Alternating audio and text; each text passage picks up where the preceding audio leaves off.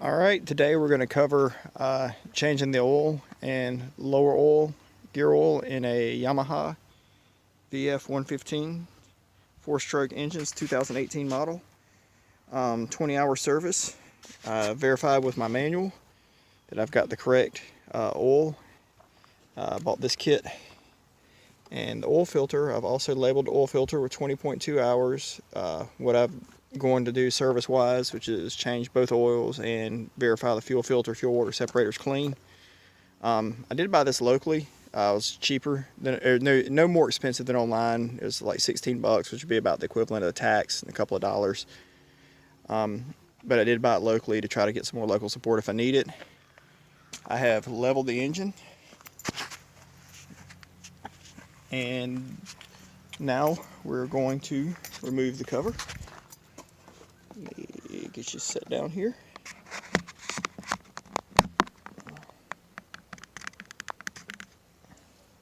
So you release the front, release the back, tilt forward a little, the cover will come right off.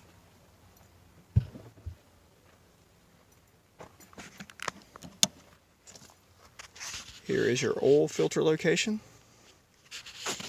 I have used a level to verify that I'm level. So when we fill it back up, make sure the oil levels are correct. Here is the top screw for the lower oil. Here is the bottom. And here is the drain for the engine oil. Here's the location of your oil filter, and the dipstick is here.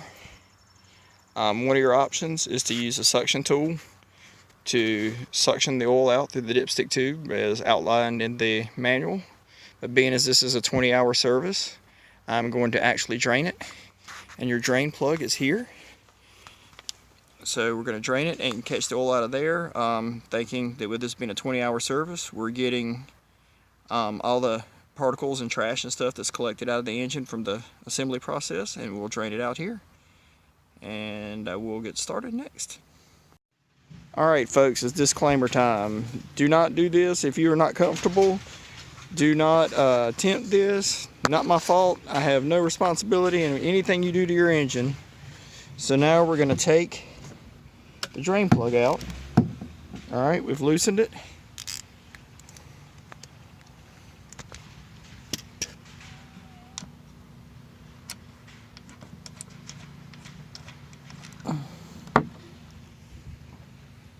Do not drop that, son.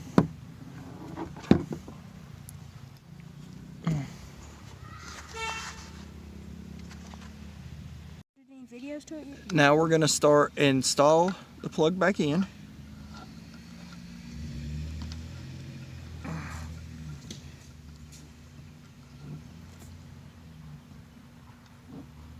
Go until it's hand tight.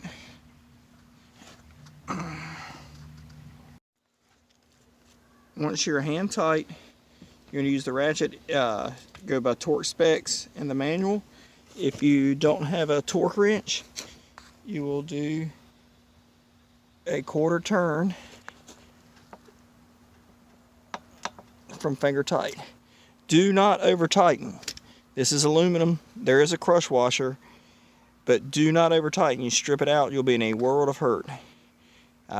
Do not know if it can be repaired or if you would have to replace part of your lower. Next, you will verify that you're level. Trim the engine up to level. And then we're going to change the oil filter.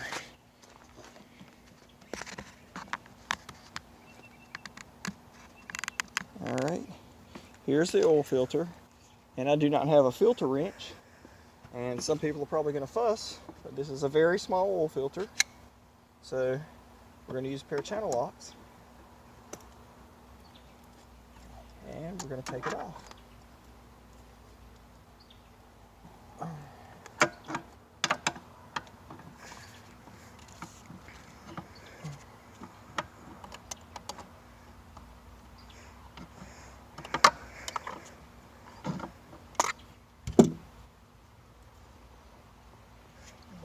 Get you a paper towel or rags to put under here so you do not spill oil.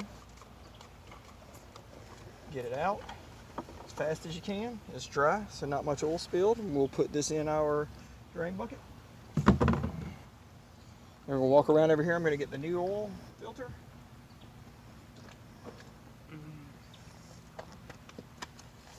The new oil filter has a plastic cover.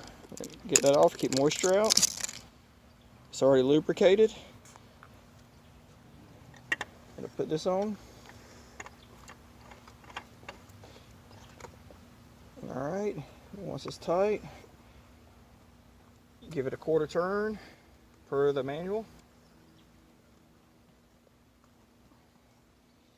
And then we're going to go around here.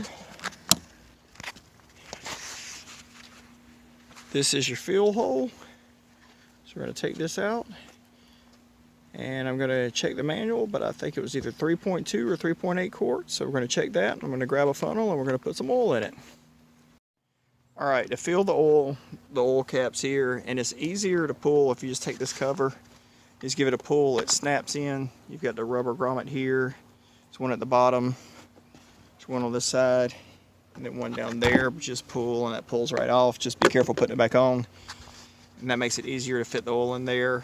I've already got 3 quarts in. I'm gonna measure a couple of quarts. We'll check right here. We'll pull the dipstick, see what it looks like. We're about halfway in the fill zone, so we need a little bit more in there, so a quarter quart.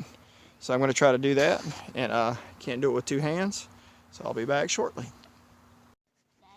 Okay, so I did right at 3.4 quarts, and that put us good on the stick. So if we look, I don't know if you can see it, but we're right at the top. We'll check it again once we start it up and run it. Now it's time to go on to the lower unit. Inspect your fuel water separator.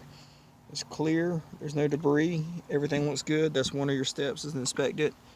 All your grease points for your throttle and controls, there. There's a couple of grease points on your trim. Just check all of that. Double check everything, make sure you don't have any leaks.